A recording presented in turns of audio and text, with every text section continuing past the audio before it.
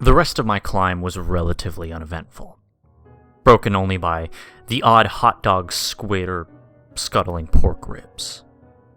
It was a full 23 flights up that I was at last roughly level with the top of the tower, the walkway branching around it in a perfect wall-to-wall spider web.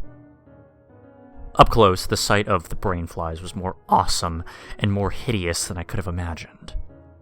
Bathed in that alien light, the roaring funnel of unearthly life was almost too beautiful to have burst its way from formerly human skulls. The death toll they represented must have been staggering.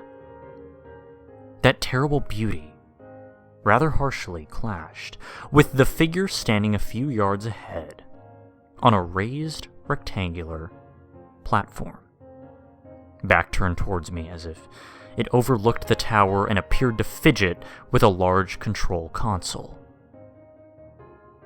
I blinked hard, trying to register its strangely familiar shape. It had no apparent head or neck, its body only a broad, rounded mass, like a squashed barrel. A pair of dark, mushy limbs extended from its sides. A white object bobbled around on its upward surface. I didn't want to accept what I was looking at. It was too much. Even now, it was just fucking stupid. It was a hamburger in a chef's hat, like the logo.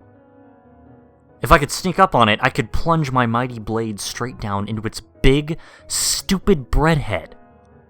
There was no way it could hear me coming above the teeming bugs, so I took my first, light, cautious step.